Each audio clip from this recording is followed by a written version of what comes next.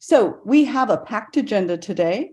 And so first of all, I want to know a little bit about you because that will help me to know, what your experience is and what you bring to this. And then we're going to talk about Tutor Ready Writing and the video project. And then we'll actually take a look at a sample video and then we'll discuss it. And then we'll discuss the ways that you can use Tutor Ready Writing videos with your own students. Okay, so Ellen, if you can kind of, I can't see anything but my screen. And so a little bit about you. So in what setting do you tutor or teach? So can you just like do a little thumbs up if you are, if you do one-to-one tutoring? And Ellen, if you can do a quick count for me. It looks like. Oh, good. I can see the chat. I can see the chat, which is okay. Fantastic. And I'm seeing about 10 or so people with the thumbs up digitally. Oh, good. And how about small groups? I know that a lot of CLLS programs have started ESL for the first time this year. They got new funding for ESL. And now a lot of folks are having classes that have never had classes before. So how many of you are teaching in classes? Okay. Thank you. A smaller number. All right. Yeah. Okay. And then who do you tutor or teach? Only native English speaking learners? Anybody want to do thumbs up in the reactions for that? Just a couple people, looks like.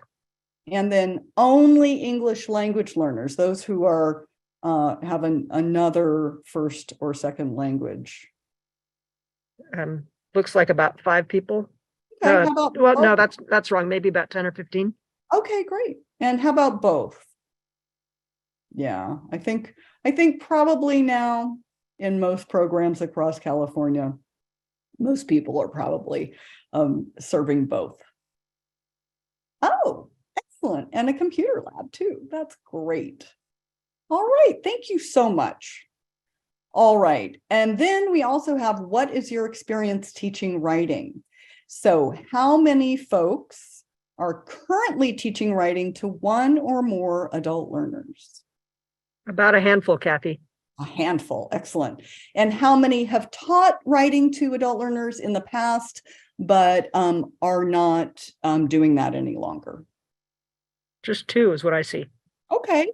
And is there anybody who, maybe haven't done any teaching yet, or you have taught reading and other things, but you haven't ever taught writing to adult learners yet? Looks like 4. No, I'm sorry, about 8. Okay, well, I'm so glad you're here because this is going to give you some really good material and some really great resources that will help you with this. And so,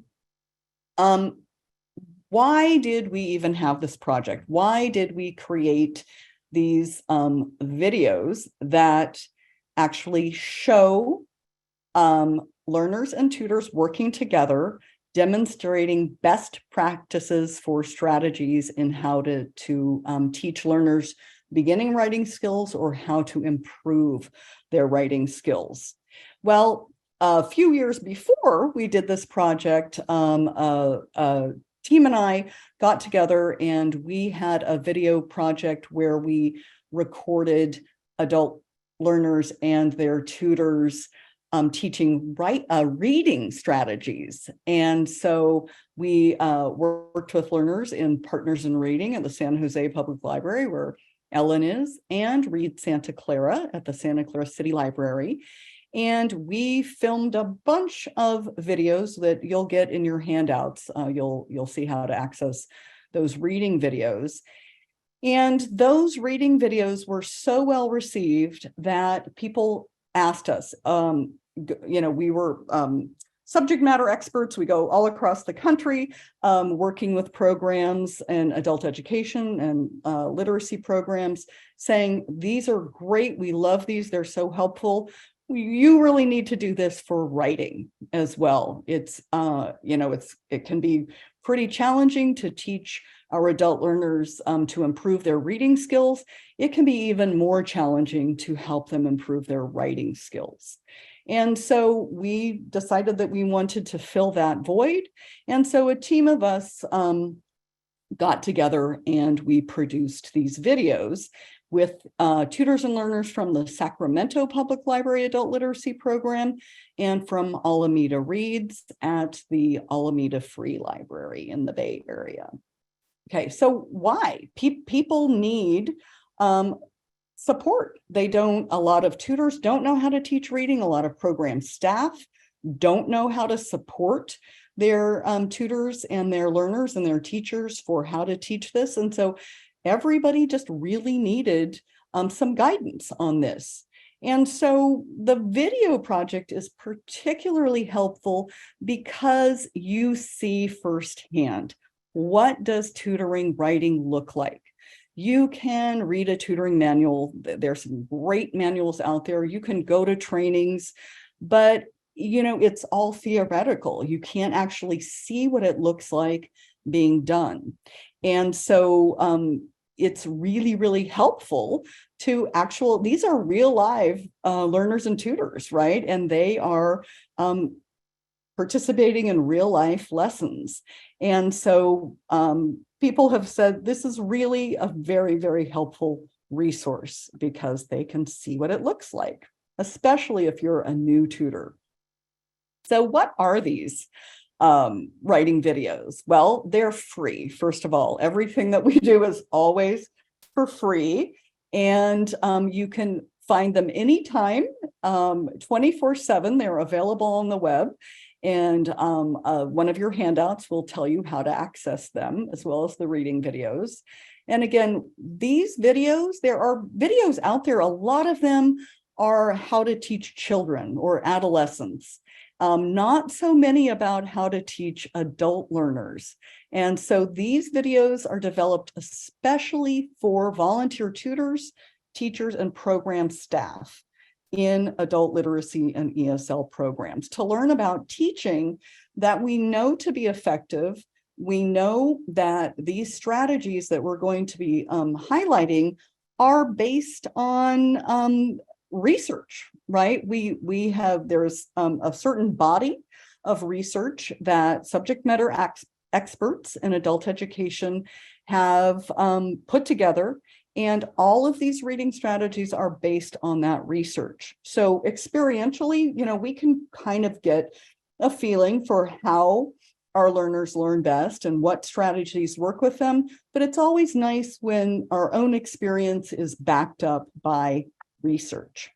So the project team was full of wonderful people from Kent State University, Portland State University, Literacy Works, a nonprofit organization in California, and just lots of experienced people in the field of adult literacy. And as I said, it was federally funded by a grant to the California State Library.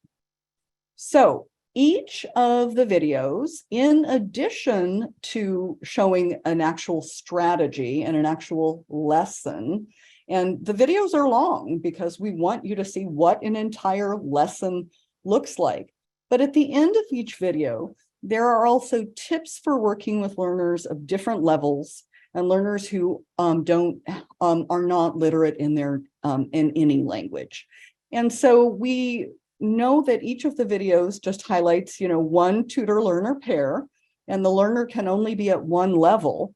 But we wanted to make sure that viewers understand that each of these strategies that are highlighted can be adapted, and that they can, we actually tell you, how would you adapt this particular strategy if your learner is at a higher level or at a lower level?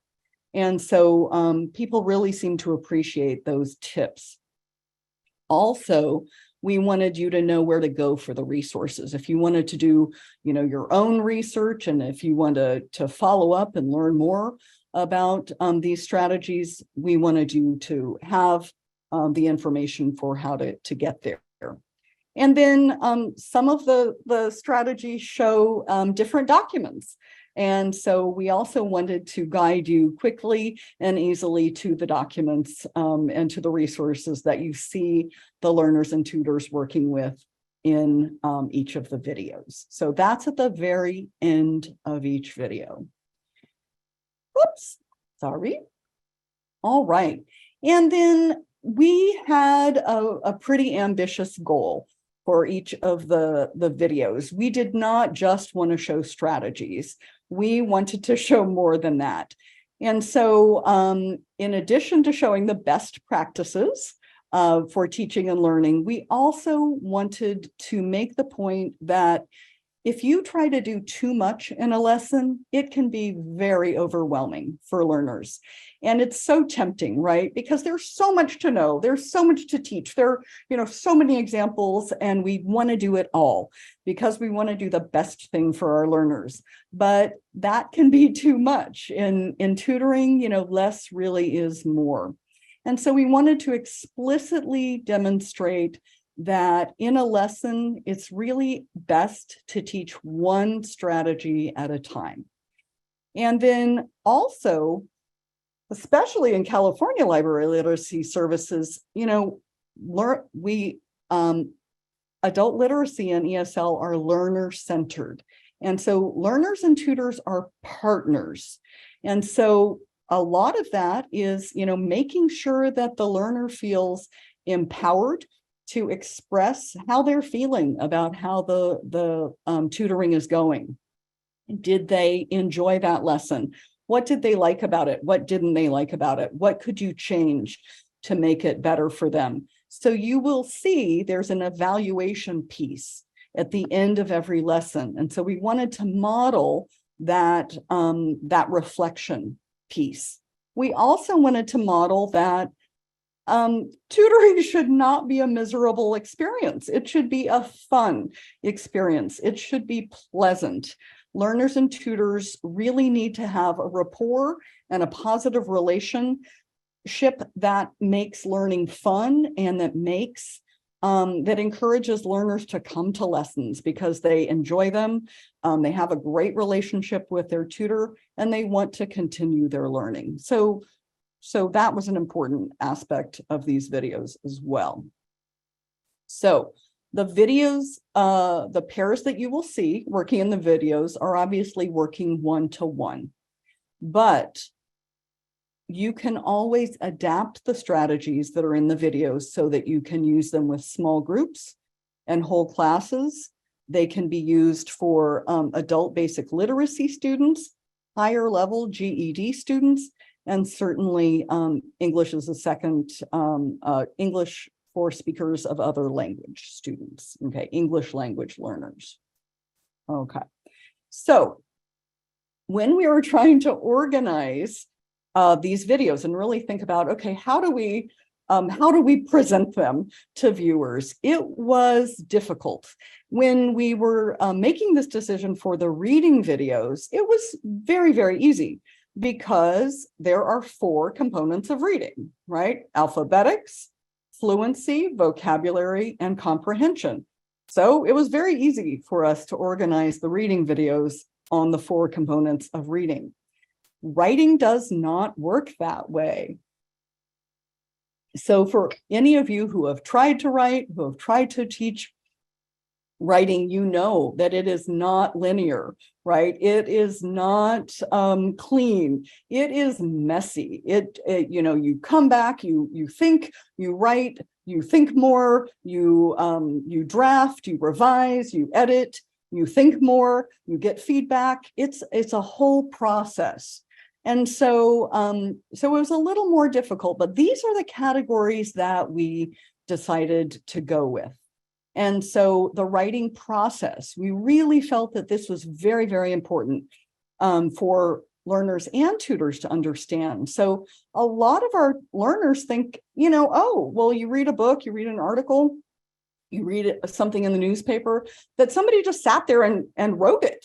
And that isn't the case at all. So we thought it was very important for tutors to explain the writing process to learners. And so we have a demonstration of that discussion between a tutor and a learner. Also, what we know from research is that a lot of times learners don't succeed as well as they could when they're writing because they don't realize that they're actually supposed to do some pre-writing activities. They just think that writers just sit down and write. And that couldn't be farther from the truth in most kinds of writing. And so we really wanted to show that pre-writing, that, that thinking, that talking about all of that good stuff that, gets your brain going and generates ideas before you even put one word on the page. And so we have a whole list of videos about pre-writing. We also wanted to show videos about drafting. So how do you get those ideas down on the page initially? What are some strategies for drafting in those early stages of writing? And then coming from our own experiences, working with tutors, working with learners, all kinds of learners across the country and over many, many years, we have encountered learners that say, I don't need to write. I don't use writing in my life. I don't need it. It's an unnecessary skill. And so we wanted to show some videos that really demonstrate, writing is an everyday occurrence. It's something that people do all the time. And so we have some, very mundane experience, writing a shopping list, writing a to-do list. And so just to show, this is not something, you're not always writing the great American novel, right? You're writing a note to put in your child's lunch to say, I love you. And then we de-emphasize spelling and grammar in most of the videos, because again, the research tells us that the most important thing is actually getting your ideas down on the page, making sure that your ideas flow from your brain onto the paper. And so you'll see in the videos that that's where we concentrate. But of course, there's a place for spelling. Of course, there's a place for flawless grammar. But we know that the best way to teach those things is in context. We don't just have a spelling lesson. We don't just have a grammar lesson. We embed those spelling lessons and the grammar lessons in a more general writing activity, because that's how we actually work in real life, right? Spelling is because you're writing something that you need to write. Okay, and so we have a discussion of that. And then, of course, after drafting comes responding and revising writing. So how do you do that? What does that look like? That includes feedback. So lots of different ways to do that. And then editing, of course, a lot of learners and some tutors think that revising and editing is the same thing, and it is not at all. And so we explain those differences and we show them. And then assessing writing progress can be difficult. And so we have some rubrics, we have some strategies for how you as the tutor can assess that, but more importantly, how the learner can assess and really understand, oh my gosh, your writing has really improved. And then one of our subject matter experts on the project was Kathy Harris from Portland State University. And her particular area of expertise is working with learners who are not literate in any language. And so she has, I think, 4 or 5 videos that are the learners generate stories from looking at pictures, and then they write after using that oral storytelling. So that is the categories of the videos that you'll see. So as I said, they're available for free. You can watch them anytime. They are on YouTube. And there are a variety of ways to get to them. Okay. Does anybody have any questions before I go on? Real quick, the videos that are available on YouTube, they're just called writing videos. I think it's under Tutor Ready Writing because the Okay. reading videos were Tutor Ready Reading videos. Perfect. Thank It can you. be a little bit hard to find them. And so that's why the handouts include telling you how to access them, because if you try to Google them, even or even, you know, put a search in YouTube, you'll come up with all these, you know, funky videos, mostly with children or for Perfect. children. Thank you. Mhm. Chandra Anything put else? them. Chandra put them in the chat. The link through the CLLS. Oh my gosh. Thank you, Chandra. I really appreciate that. Any other questions? Okay, we'll talk about pilot testing. So we wanted to make sure as a project team that we were making videos that were useful to people. And so we actually did some pilot videos first. And we had focus groups of volunteer tutors in California library literacy programs across the state. And we asked them, we said, oh, critique them, be mean to us, tell us what you like and what you don't like. We really want to take your feedback and use it to improve the videos so that they're as useful as they possibly can be. And we really got very, very, very positive feedback on them. And so one of the biggest things that our pilot testers told us was that they really, really liked the fact that we had used real tutors and real learners to demonstrate the strategies. A lot of the videos that were out there before had sort of unrealistic scripted, you know, very posed, very stiff demonstrations of techniques that just, you know, weren't very inspiring and didn't really show what it looks like in a real tutoring session. And so we certainly prepped the learners and tutors that we filmed, but there were no scripts. You know, we said, here's the strategy that we would like you to demonstrate. You know, here are some things, some ideas that we'd like you to bring out during that tutoring session, but just do it, right? You know, do what you would do in a normal tutoring session and we'll just film you. And so are there some mistakes? Are there some things that we think, oh, shoot, you know, wish that hadn't happened, or wish we wouldn't? The last time I did this video, showed the video that we're going to see in a minute, a participant said, you know, she didn't give her full name. She just said she was so-and-so's mother. I think the doctor would be a very busy person and would not know who that was. And it was like, oh my gosh, you're right. None of us even, you know, there's so much going on when you're doing these videos that perfection was not what we were striving for at all.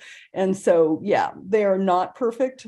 They are very real videos. And, you know, you make mistakes in your tutoring sessions, right? Sometimes I misspell things on the board.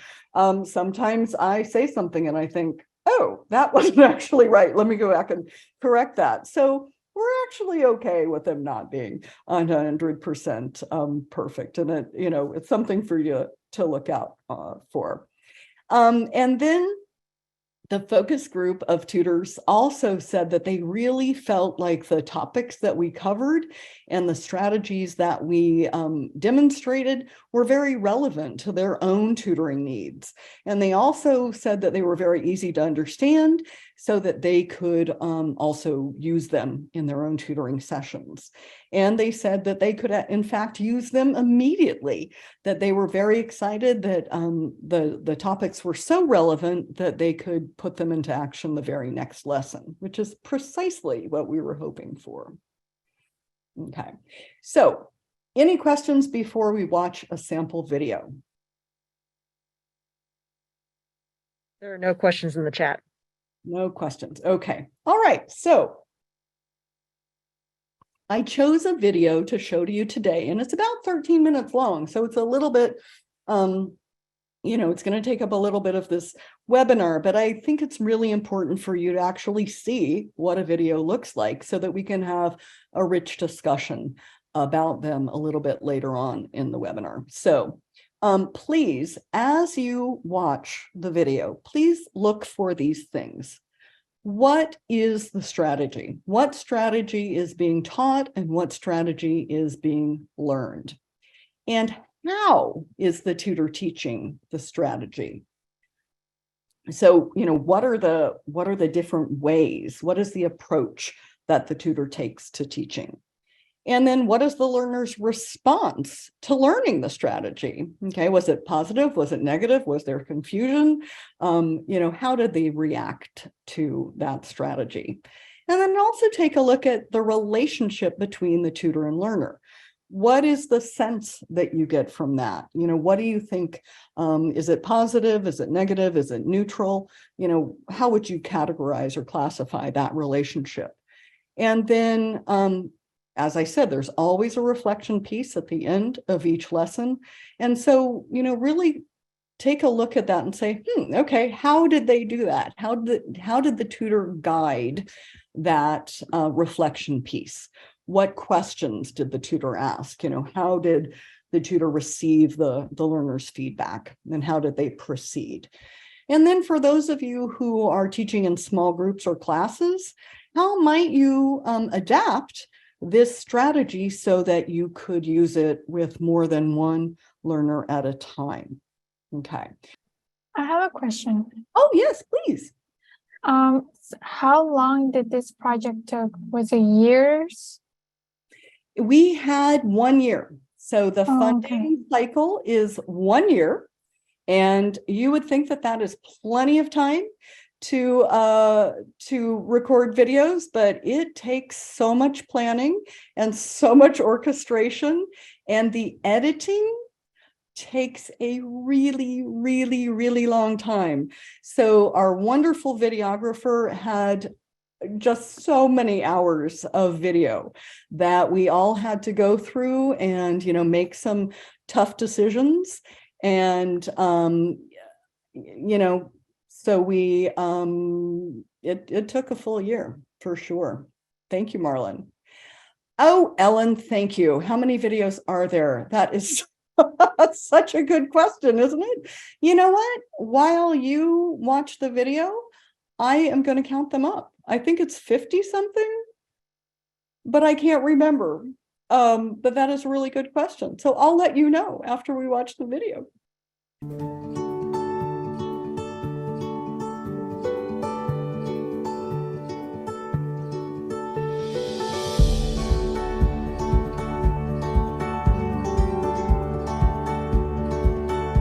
Many tutors wonder how much writing practice they should ask their learner to do during their tutoring sessions and for home practice.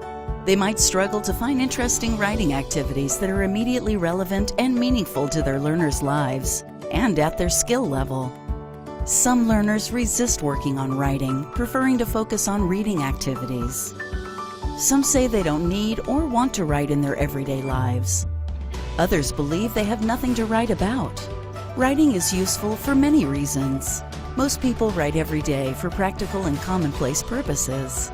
We use writing in our family, work, and community lives, as well as for our own individual interests and needs.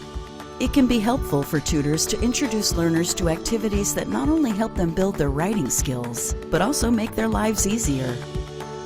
Experienced writers know that the best way to improve their writing is to write. In the case of writing, practice really does make perfect. Writing practice is especially effective when someone provides immediate feedback and guidance, as tutors are able to do in tutoring sessions. The best way for learners to improve their writing skills is to have the opportunity to practice writing and receive feedback on it in every tutoring session. In this video, you'll see a tutor and learner working on meaningful, real-life writing activities that relate directly to their learner's life and that they can use immediately. In Chapter 1, you'll see the tutor and learner discuss the purpose of writing down what the learner wants to say during a call to a doctor's office. In Chapter 2, you'll see them write a draft from lists they create of the topics the learner wants to cover during the call. In Chapter 3, you'll see the learner use the draft as a script to practice the call. You'll see how the learner and tutor revise the draft after the learner reads it aloud and identifies changes that need to be made. In Chapter 4, you'll see the tutor and learner review what they worked on and evaluate the strategy of writing a script as preparation for an important telephone call.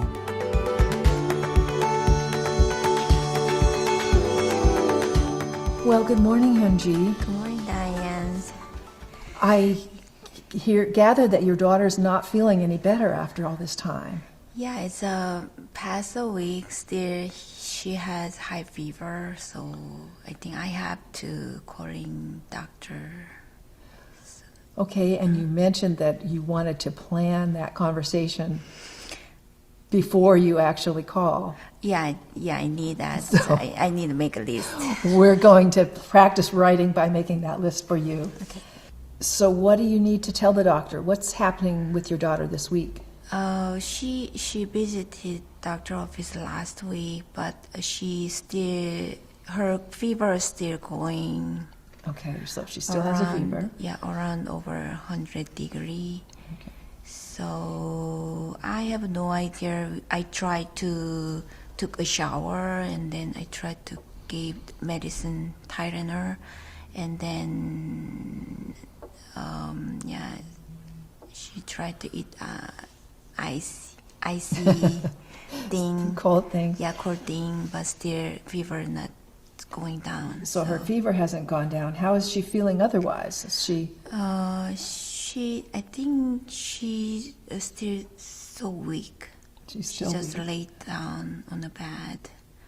She doesn't want to eat much. And yeah. Okay, so it sounds like there's really two things you want to emphasize when you talk to the doctor, that she still has a fever and that she's weak. Yeah.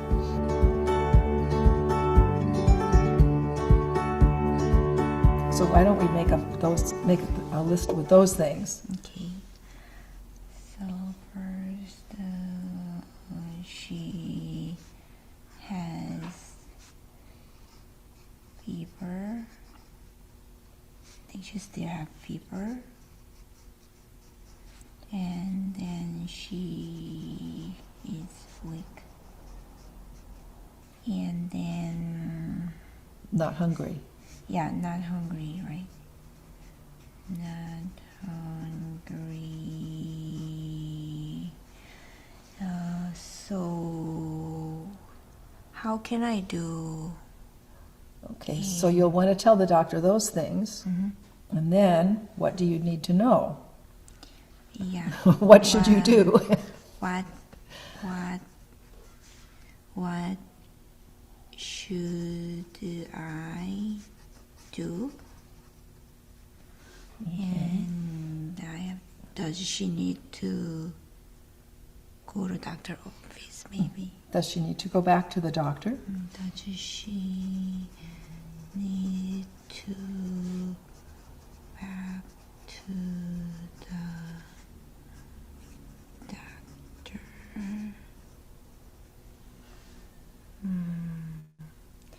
And then so what should I do now, I think?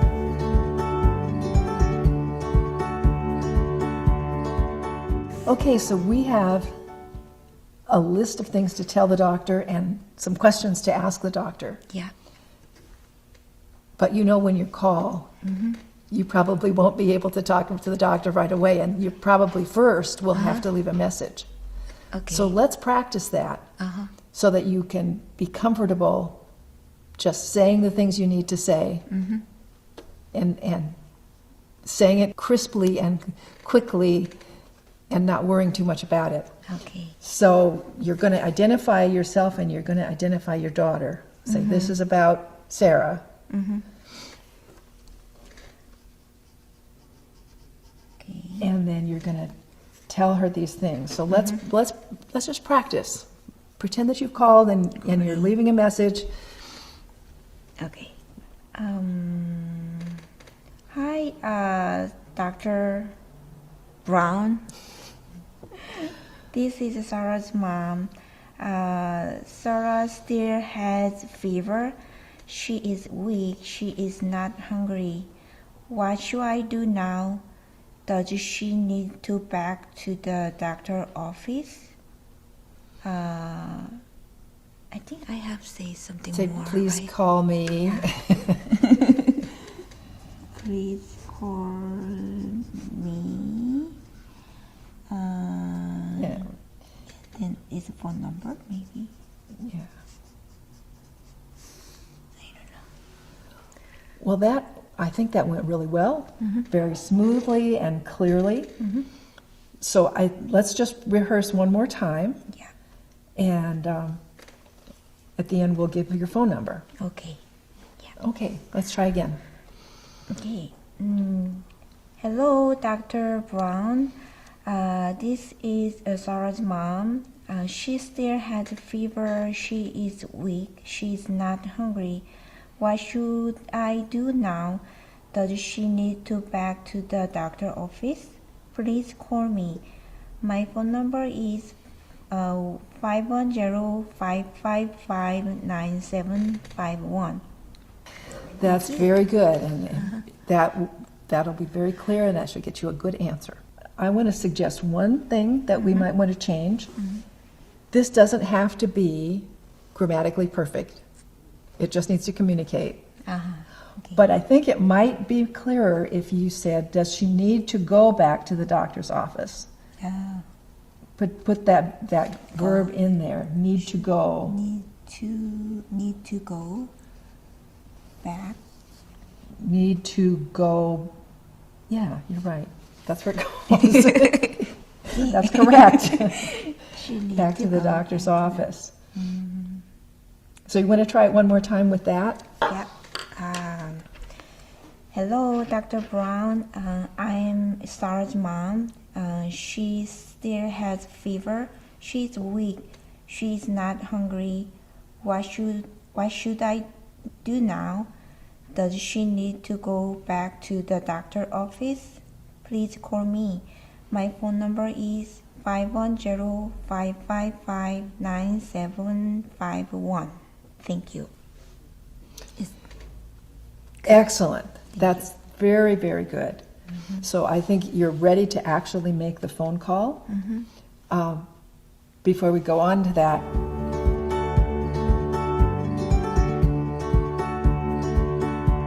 let's just talk about what we've done here. Okay. Was it helpful for you to go through and make a list of the things you wanted to say? Yeah, yes, of course. Yeah. When I'm calling doctor and then they already automatically answering machine something, and then after when I start to record, I freeze. I forget everything. I mess up, so I recording again. So yeah, every So time. writing it down is helpful. Yes. How about practicing it? Practicing is good too. Yes. Okay. Well, Thank you. I hope that you get the information that you need, and I'll look forward next week to Yeah. hearing how that goes. Thank you. Thank you. You've seen a tutor and learner work on a real-life writing activity that arose directly from a need in the learner's life. As a warm-up to writing down the topics the learner wanted to cover, the tutor and learner talked about the reason for the call to get ideas flowing. Together, they drafted and then revised the message, and the learner read it aloud to identify needed improvements. Finally, the learner confirmed that drafting a script and then practicing it was an effective method to prepare for a successful phone call.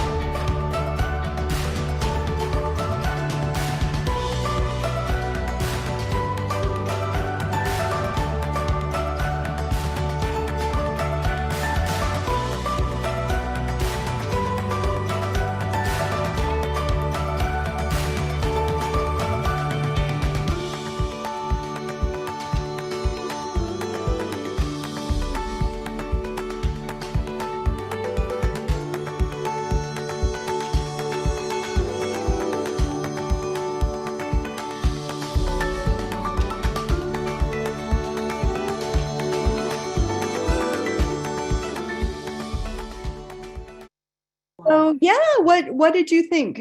If you kept some of those questions, the guiding questions that I shared with you before, or a very friendly tutor. She was also very engaging. I like the fact that she started off with, how are you? How's your daughter feeling? She's bringing up something that they can connect with. I thought that was good. Yeah, because you have a relationship with your learner, right? And it's not just about, okay, let's get down to business, right? You're connecting as people. Yeah, I like the phone. They're both adorable. We love them. They had such a nice relationship and they were so sweet. And the tutor was so nervous. Was she? Oh, you can't tell. She was very good. She looked really calm. I liked how she walked her through everything. And I thought it was really good. It tied it. So I'm new to this. I just finished all of my tutor training. I like the way that you can incorporate their life into what you need to do to help them get better at whatever they're focused on. It's real, right? She can actually use this. And so that's great. Thank you. I'm so glad that you're here. Good. I'm seeing some great comments in the chat box. Let's see. Oh, like the music. Yeah. We heard a lot of that music. Kathy? Yes. What I really enjoyed about that was watching how the learner got stronger and more confident as the session went on. That was really great to see.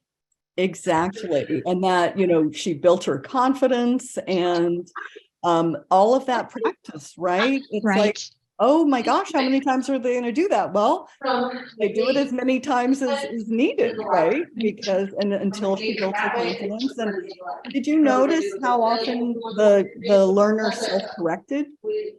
Yes. Yeah. And so again, that practice gives her the opportunity to do that. Can I see another hand? Thank you, Patty. We're in. Hi. I'm actually also new to volunteering with literacy. So it's only been about a month in. But one thing that I noticed that I really love about the evaluation portion towards the end is I think anyone that struggled with literacy would understand the stigma or feeling not included in the process. And I think at the end to be able to say, how did this benefit you? Is there something that you would like to see different or just anything like that? It's very inclusive and empowering. So that was really great. That was a great video. Thank you. Thank you. Yeah, she even sounded stronger at the end, more confident. Absolutely. Absolutely. And you notice that it's not just writing, right? It really, again, one of the things that we really like to demonstrate is that reading, writing, listening, speaking are all skills that reinforce each other and that, they go hand in hand. And so, there should be opportunities even for native English speakers. It's not just for English language learners. So thank you. Let's see. Practicing phone calls, because phone calls are so hard, right? You don't have the facial expressions. That's some of the hardest things. So slowing it down so the learner could self-correct, right? Not going too quickly. Often, it's like, oh, I have all this material I want to cover, and you try to zoom through to make sure that you get all of the material covered by the end. But it's way better to slow down and just make sure everything is covered thoroughly.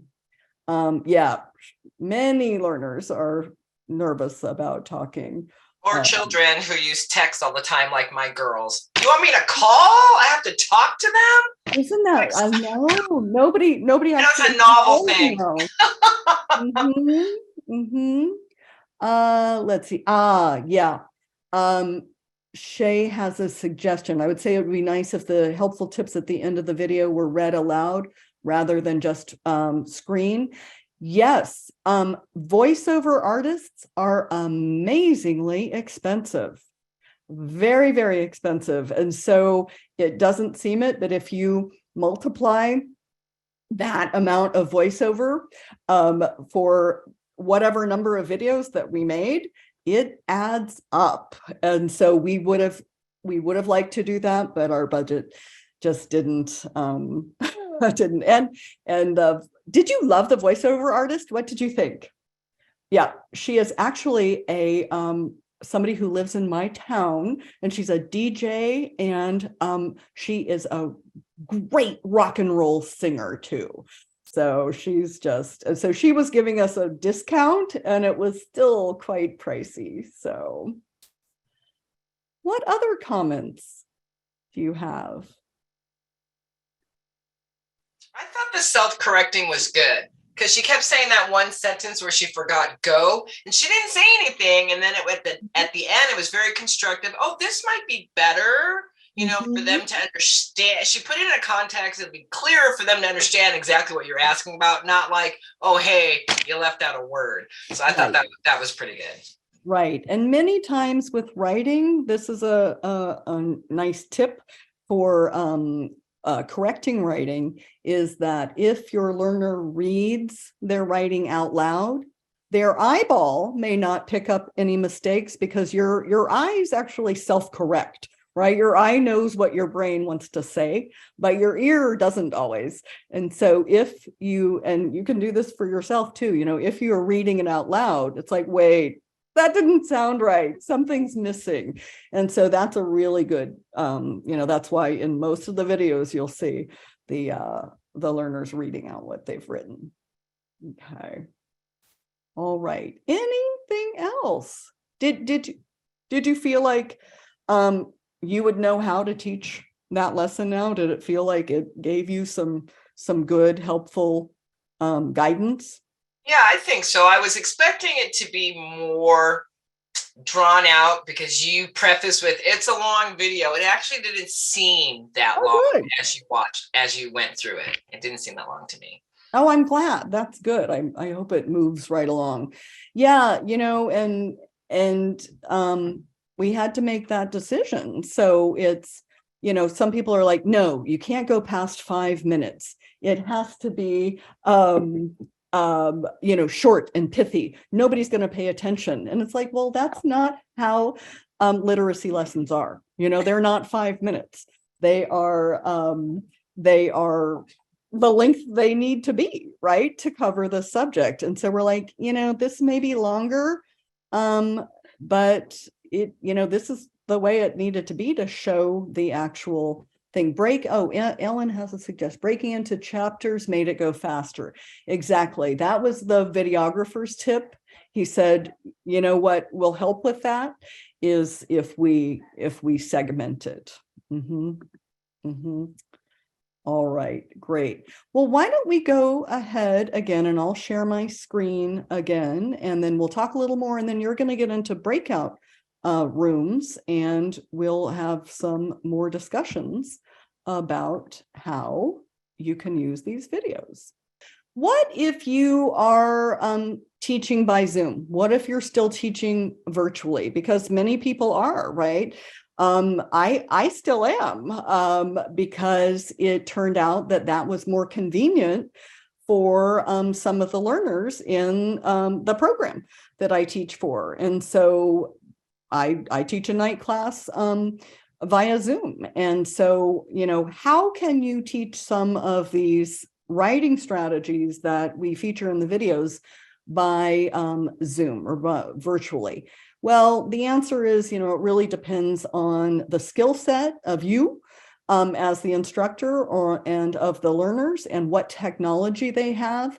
Most of my learners participate in Zoom on their iPhones, and some of them are more skilled than others. And so, I would just need to adapt to that. Also, some of them, their bandwidth isn't great. Their connectivity. There are connectivity issues, and so we need to work with that. So there is no one size fit all answer. Sometimes you can, share the screen. You can have the learners, right? It depends how many learners you have. I ask my learners to type in the chat box a lot. Sometimes I ask them to write, and they take a picture with their phone, and then they either text or email or WhatsApp it to me. So we just do whatever works best for them. Sometimes if, you need to be pretty low tech, you might actually mail hard copies of the materials, graphic organizers or templates or pictures that you're going to use in your writing lessons. And as I said, you can, email or text documents or pictures. Sometimes, I will take a picture of an activity that I'm going to use in a writing lesson, and I will send it to my students, and they write off of that prompt. So the key thing is to be flexible and do whatever works for your learners. So how can programs use Tutor Ready Writing videos? So before tutors begin their training, right, or tutoring, when they're getting that initial training, programs could ask new or prospective instructors to watch a video before or during that pre-service training, that initial tutor training.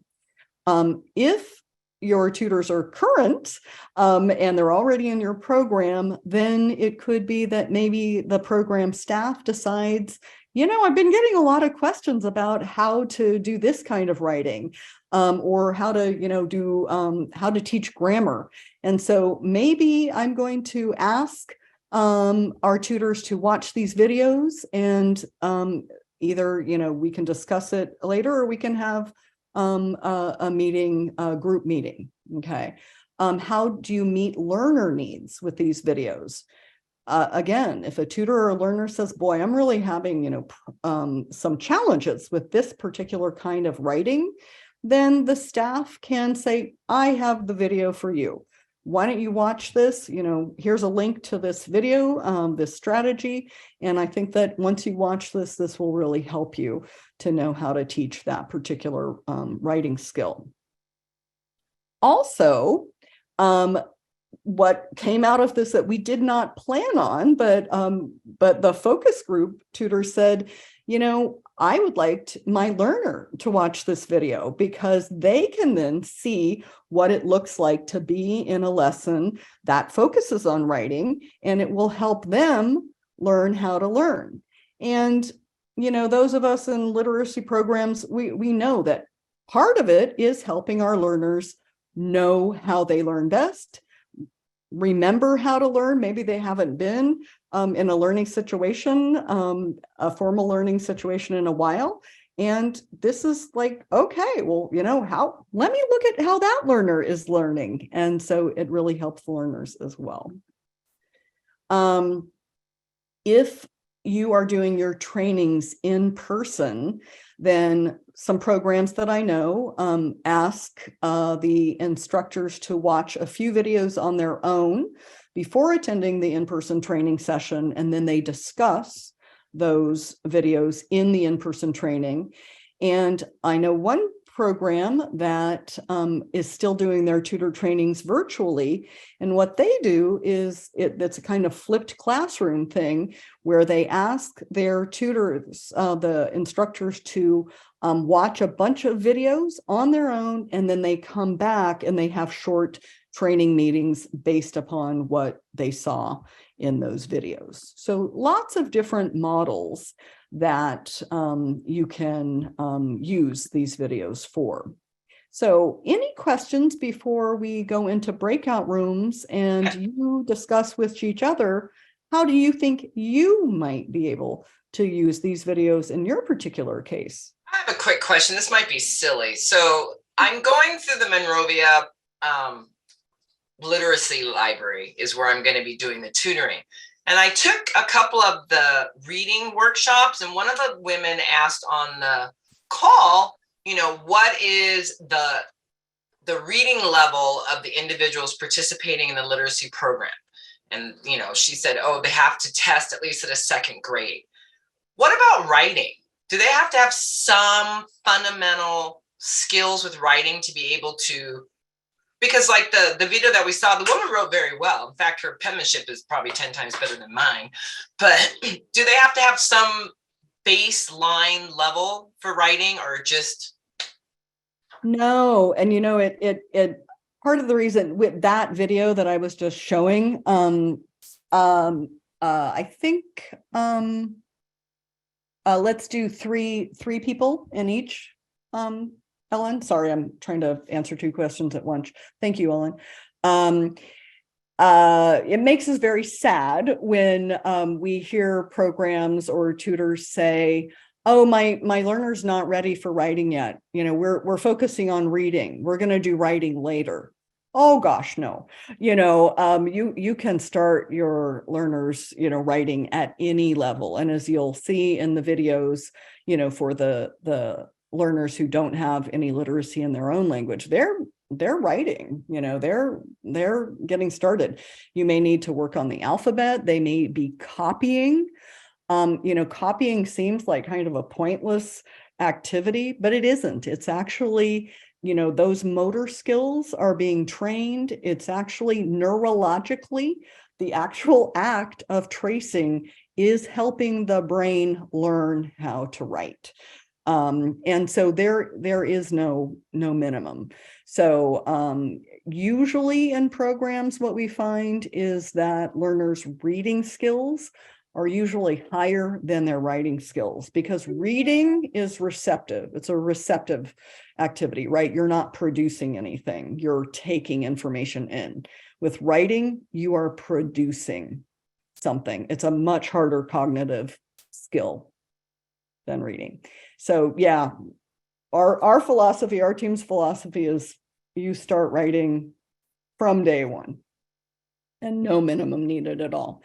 Of course, if learners are literate in their own language, you know, it is easier and it goes more quickly.